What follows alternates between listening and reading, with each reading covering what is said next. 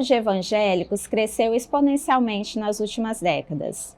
Este segmento, que em 1980 representava cerca de 6% da população, hoje abrange aproximadamente 30% dos brasileiros. Quais fatores proporcionaram esse crescimento? Quem são os evangélicos? É possível se referir a este segmento como um grupo homogêneo? Como eles estão representados na esfera pública? Para responder essas perguntas, a Comunhão convida a jornalista Ana Virgínia Balussier, que é repórter especial da Folha de São Paulo e publicou o livro O Púlpito, Fé, Poder e Brasil dos Evangélicos. Seja bem-vinda, Ana. Obrigada, Michele. Obrigada por me receber aqui. Desde 2010, você vem escrevendo sobre os evangélicos como repórter. O que aconteceu nesta jornada que a motivou a escrever o livro? Então, eu vou fazer uma imagem que talvez seja meio vintage para quem é mais novo, mas é Cartas do Faustão. A ideia de que você jogava pautas para cima e elas eventualmente caíam a esmo, sem nenhuma direção. Isso aconteceu comigo em 2010. Eu tinha acabado de sair do programa de treinamento da Folha de São Paulo, fui para a editoria política e era um ano eleitoral. A minha editora na época, a Vera Magalhães, ela precisava de um repórter que que pudesse, enfim, ir no máximo de cultos evangélicos possível, porque o tema daquele ano era o aborto. Já era o aborto, mas era a primeira vez que o aborto entrava de uma forma tão contundente como uma pauta eleitoral. Ele já sobrevoava o debate público, claro, mas dessa forma tão incisiva era a primeira vez. E a ideia era pescar o que estava sendo dito nas igrejas, já que a gente falava tanto delas, sem ir de fato nelas, sobre esse tema. Eu lembro, inclusive, que quando eu fui, eu vi pouquíssimo sobre o aborto especificamente. Eu fui em mais ou menos uns 50 cultos ao longo de um mês. Mas tiveram até tiradas engraçadas. Naquele ano, era uma disputa entre a Dilma Rousseff e o José Serra. E na Universal, a Universal na época era aliada do PT. Mais uma imagem aí de como os tempos mudam muito rápido. E naquela época o pastor tinha dito num culto, um culto que foi na Brigadeiro, até Luiz Antônio, em São Paulo.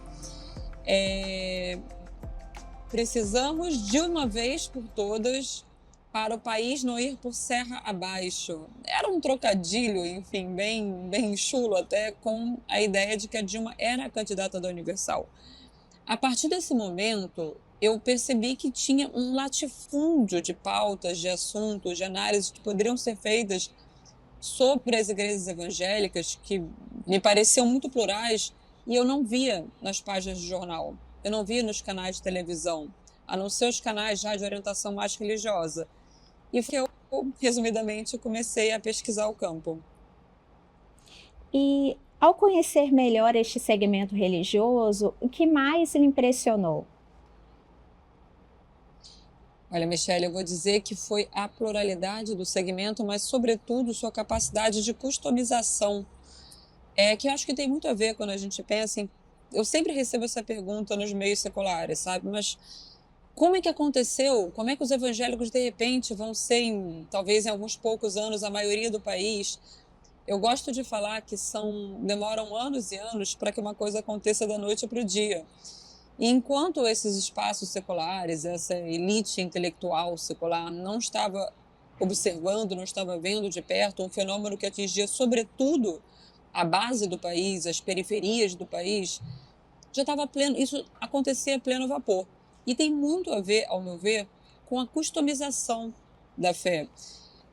Ao mesmo tempo em que eu podia encontrar uma igreja mais tradicional, a Deus é Amor, por exemplo, com uma série de vetos, sobre como uma fiel pode ir na praia, sobre corte de cabelo, uma imagem até bem, digamos, vintage sobre o que é o evangélico, né, nesse imaginário popular.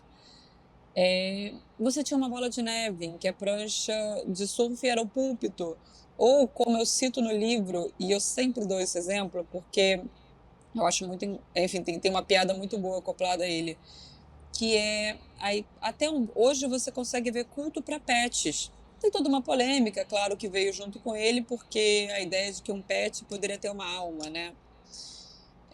Que não é exatamente bem aceita em muitas igrejas evangélicas. Mas eu gosto de falar porque isso gerou a piada de quem que prega nesse culto é um pastor alemão. Eu adoro essa piada. Mas eu acho que essa capacidade de customização, que como o antropólogo Juliano Speyer, uma vez, ele ouviu de um pastor uma metáfora que eu gosto bastante.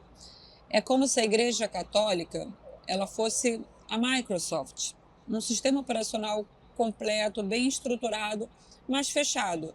Você compra o pacote pronto já, está lá, você não pode adaptá-lo à sua realidade. E as igrejas evangélicas são mais próximas de um sistema como o Linux, que é o software aberto, em que qualquer um pode moldá-lo para o que precisa. E eu acho que isso para mim era o mais surpreendente nas igrejas evangélicas, assim, dar um peteleco naquele estereótipo do crente que se tinha, pelo menos entre os seculares, e entender que você está numa imensidão, assim, numa riqueza cultural muito forte. Como você avalia essa certa preocupação de alguns setores da sociedade sobre a presença dos evangélicos na política?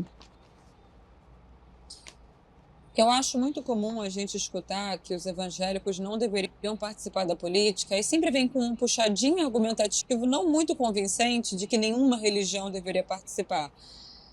Mas vamos lá, a birra real hoje é com os evangélicos.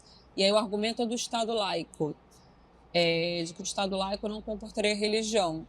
Essa não é exatamente a interpretação mais correta, eu diria, do Estado laico. O Estado laico é o Estado que respeita todas as crenças e que não tem a ingerência forte maior de uma delas que vá sufocar as outras religiosidades ou quem também escolhe não ter nenhuma religião, não tem nenhuma crença específica.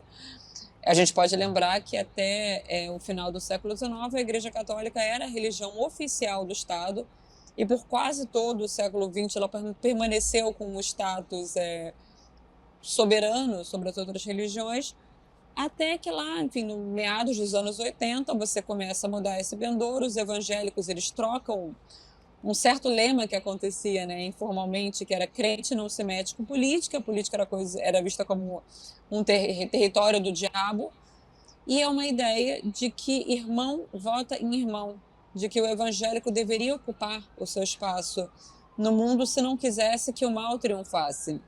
A gente pode citar várias teologias aí, né?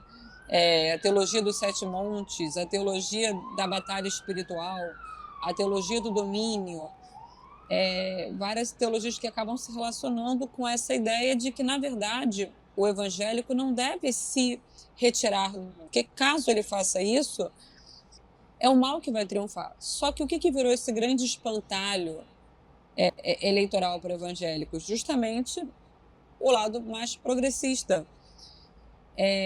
Então, essa ideia de que, não, mas então, olha só, tem esse cabo de guerra aí entre os dois lados, de que os evangélicos eles não deveriam sequer estar aqui na mesa do debate, eu não só acho uma ideia um pouco atrasada, como contraprodutiva, porque se atrasada, eu preciso fazer uma vacina aqui. Qualquer posição antidemocrática não deve ter espaço na pública, ela deve ser combatida. Então, se um evangélico, ou um católico, ou um espírita, ou um ateu querem defender a opressão de minorias, ou como o ex-presidente Jair Bolsonaro já disse no passado, que as minorias terão que se curvar às maiorias, não é um discurso que deva ser admitido no debate público jamais. Eu acho que essa tolerância com os outros é a base de qualquer Estado democrático. Mas a ideia de que o evangélico não tem que participar me parece um pouco estranha e até também antidemocrática. É legítimo que qualquer grupo organizado lute pelas suas bandeiras, né? Lute pelas suas visões de mundo. Só que mais do que isso, a gente percebe uma ocupação aí desse debate muito forte, o que reflete também o que o eleitor quer. Então, eu diria que, assim, se você está jogando dentro das regras democráticas, eu diria que essa posição religiosa não só é bem-vinda, como é parte do jogo democrático. De maneira geral, você acredita que essa cobertura é um pouco superficial e até simplista? Eu sou um pouco suspeita para falar. Eu, como repórter num jornal, numa mídia secular, as redações elas sempre foram muito esvaziadas de evangélicos, né? Eu mesma não sou evangélica e você não tem muita atenção, não só também para a cobertura religiosa como um todo, né? Não colocando só a conta desse segmento. Mas existe um fato que nessas mídias, a gente quase não tem repórter evangélico. Isso começou a aumentar, graduou muito infimamente, recentemente, assim, é uma coisa recente. E mesmo assim, eu estava conversando com um pastor semana passada, ele é um pastor até bastante progressista, Felipe Scarcella, de uma igreja batista, Sou Livre, é o nome da igreja. E ele estava falando, olha, as pessoas falam tanto de letramento racial, de letramento LGBTQIA+, mas as pessoas não querem falar sobre letramento evangélico, que é essa ignorância básica sobre os símbolos evangélicos que a gente tem aqui, e o que diminui a credibilidade da imprensa perante esse eleitorado. Eu, por exemplo, citei rezar e orar, que é uma confusão muito típica, né? Muito comum você ver em matérias assim, porque aí os fiéis rezaram na Assembleia de Deus. E o evangélico que lê aquilo já pensa, olha, por que eu vou dar atenção para esse discurso se o cara sequer sabe do que está falando? Eu posso dar um outro exemplo. Bom, no passado, isso era muito forte, né? No passado, quando você falava, por exemplo, entre os bispos evangélicos, era corriqueiro na mídia você ver bispos colocados entre aspas, porque o único bispo legítimo era entendido como bispo católico, né? Como se o próprio Deus, assim, o ungisse como seu representante. Mais recentemente, você tem, por exemplo, aí uma confusão muito comum, tratar todo e qualquer evangélico visto como mais conservador, como fundamentalista ou neopentecostal, que muito frequentemente são conceitos abordados de uma forma superficial e equivocada, inclusive, né? Por exemplo, é comum tratar o Silas Malafaia como neopentecostal, quando tecnicamente ele é pentecostal, ele é de uma Assembleia de Deus. Embora, uma curiosidade rápida, o próprio sociólogo que popularizou o termo neopentecostal, né, cunhou esse termo, o Ricardo Mariano, da USP, ele não gosta mais de usar o termo, porque ele fala que está tudo muito confuso hoje entre o que é uma coisa e o que é outra.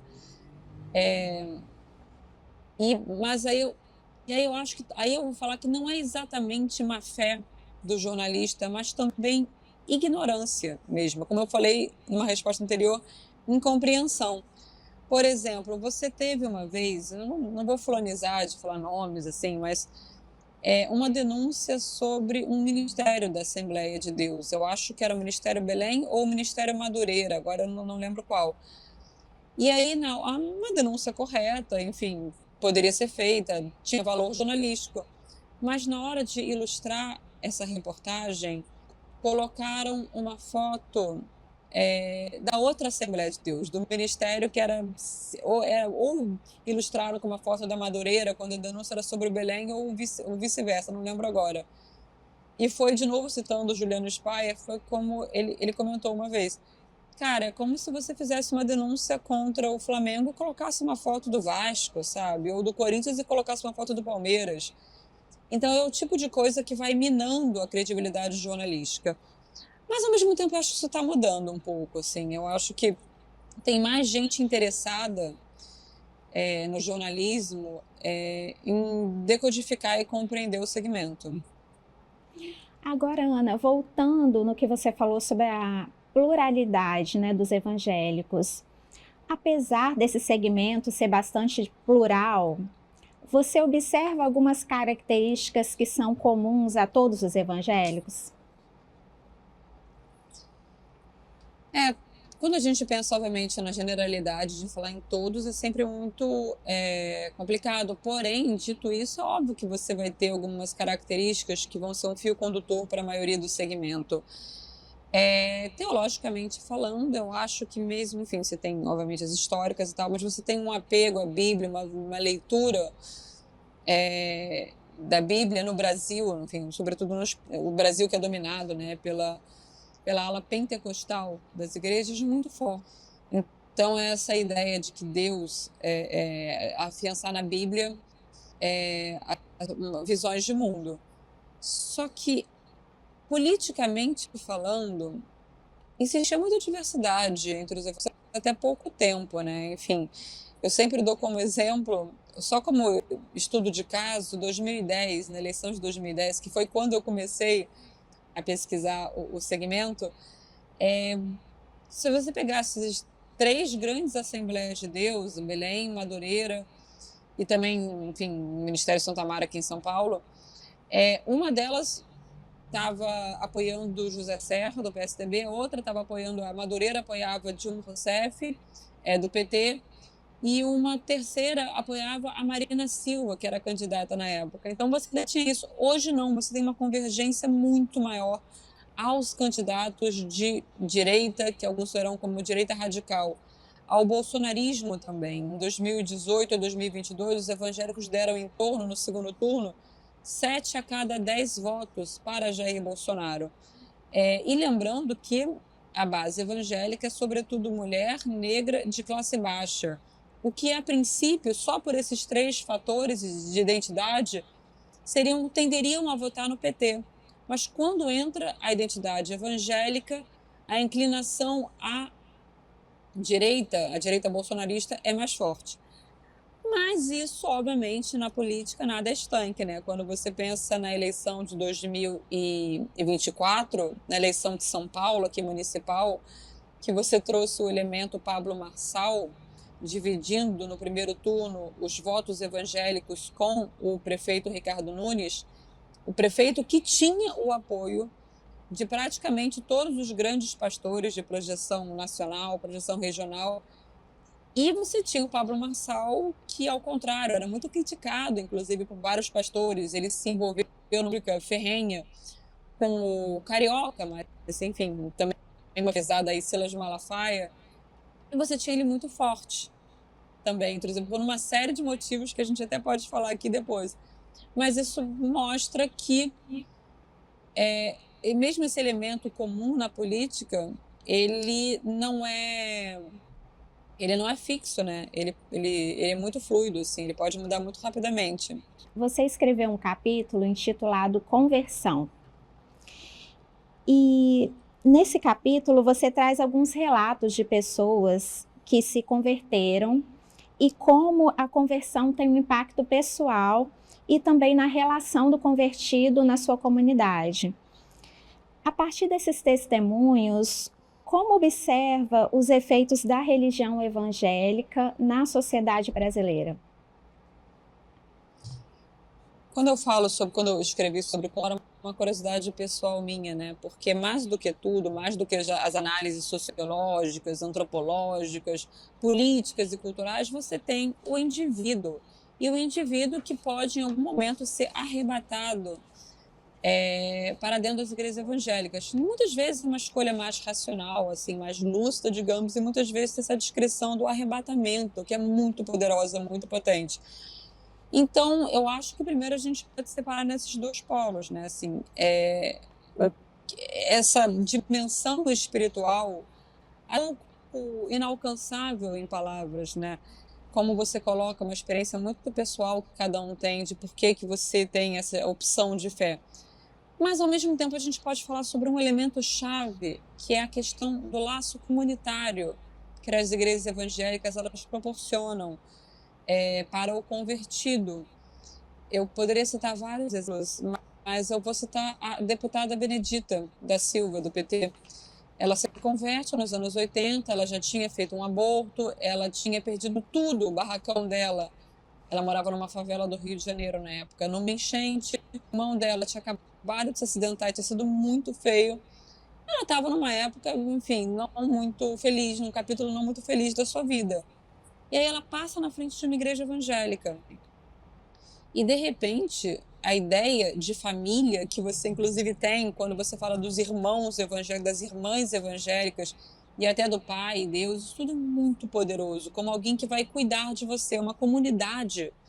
Mais do que uma comunidade de fé, é também uma comunidade social mesmo. E quando a Benedita entra, vai ter um irmão lá, pedreiro, que vai ajudá-la a reerguer o barracão. Vai ter um irmão alfaiate que vai costurar roupas para a irmã Benedita, porque ela só tinha roupa curta que na época não cabia na igreja dela, não fazia sentido para a igreja dela. E aí, quando você percebe que a gente fez, o Datafolha, o Instituto Datafolha fez recentemente uma pesquisa sobre como as igrejas impactam na vida do fiel. E aí, quando você pergunta, por exemplo, a importância da igreja para arranjar um namorado, ou uma namorada, ou um esposo, ou uma esposa, e para você fazer amizades, e para você prosperar financeiramente, o índice de gente que responde que é alto é muito grande, assim, é na ordem de 8 em cada 10 em alguns desses tópicos, de pessoas que veem a igreja como muito importante. E aí aquela ideia, toda vez que eu ouço alguém falando, que absurdo isso do dízimo, a igreja nunca deveria cobrar dízimo, você pode fazer então de graça, porque isso é um abuso.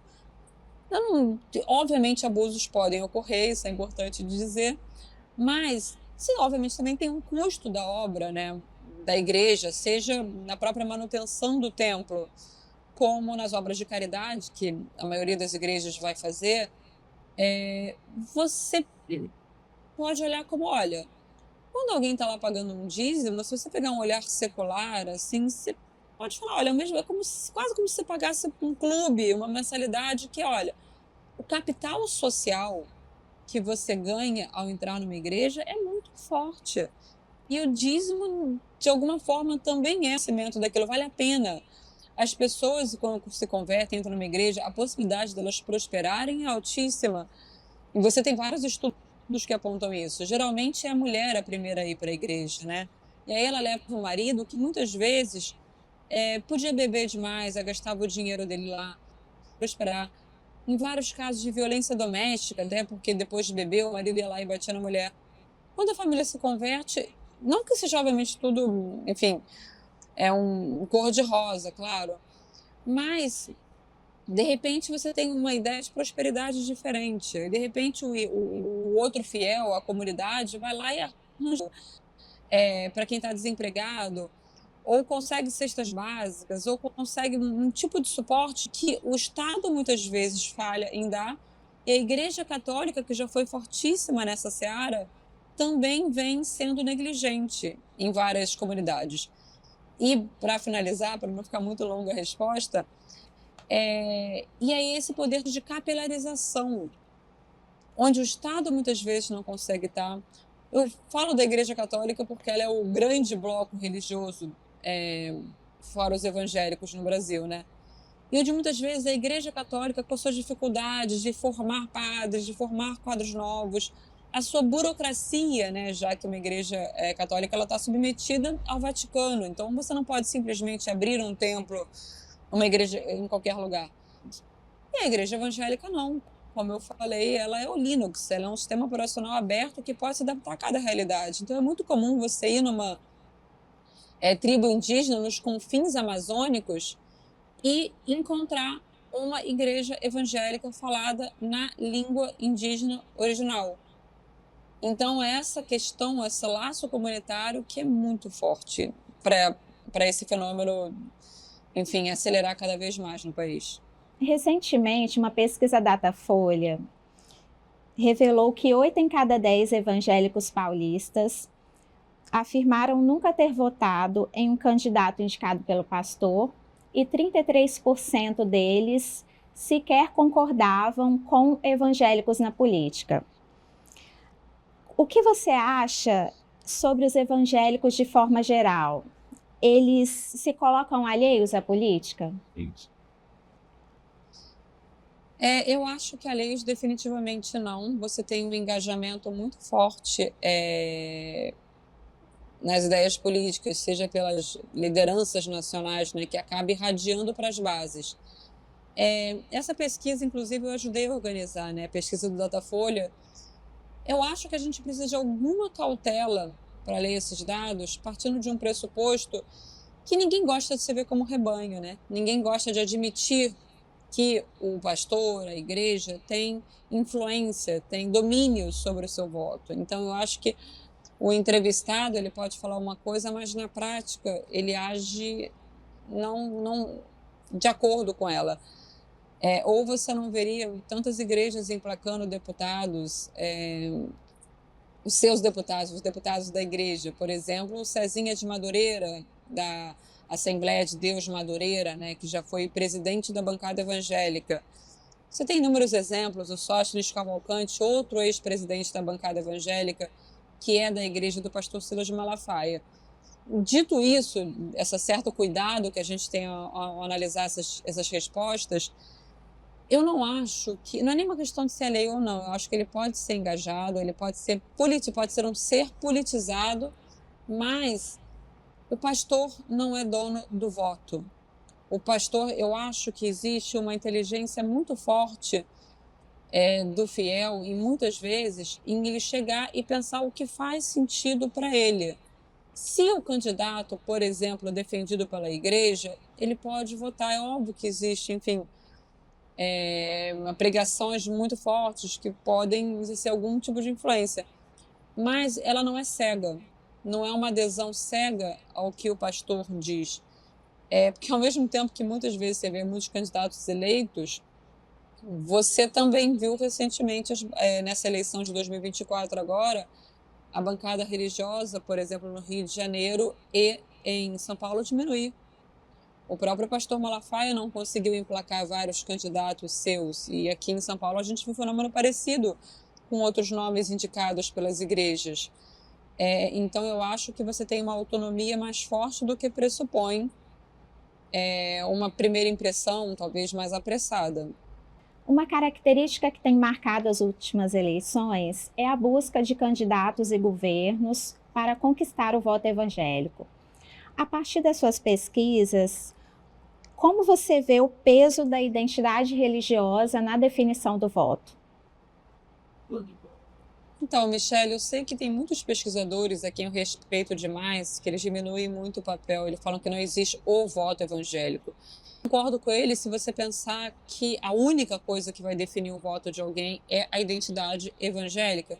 Óbvio que não. Uma pessoa é um calendoscópio, né? Calendoscópio de identidades. Eu, por exemplo, o fato de eu ser uma mulher branca, de ser uma mulher, de morar no Sudeste, de estar numa classe social determinada, isso ter uma escolaridade específica, isso tudo vai influir em quem que eu voto, óbvio. E com os evangélicos isso não seria diferente. Ao mesmo tempo, eu não descartaria tão facilmente o peso da religiosidade no voto. E isso, para mim, está muito dado quando você pensa nos resultados presidenciais, pode ser de 2022, os mais recentes, né? Você teve 70%, em torno, né, de 7 a cada 10 votos, ao lado de Jair Bolsonaro nessa eleição. E quando você, de novo, assim, quando você pensa que essa maioria da igreja, por exemplo, a maioria é mulher e as mulheres votavam menos no Bolsonaro do que os homens, se elas fossem evangélicas, essa tendência já era diminuída de não apoiar o bolsonarismo. Então eu acho que anos e anos agora de uma campanha antipetista intensa nas igrejas criou um certo medo difuso sobre o que esse campo da esquerda representaria para os valores cristãos, mas ao mesmo tempo ele fortalece uma unidade e que tem muito a ver também com um certo ressentimento pelo papel, pelo escanteamento mesmo dos evangélicos, né? Durante tantos anos, assim, como se ninguém ligasse para eles, como a gente conversou desde o começo, como a gente falou no começo, né? Como se fossem vistos como dotados de menos inteligência, com demandas atrasadas. Eu acho que isso aí de repente chega um campo que tá, olha, a gente escuta vocês, a gente está de braço aberto para os evangélicos, aí vira uma opção mais fácil, vira um senso de unidade mais fácil, sobretudo em tempos de polarização, em que você vê ou um contra o outro.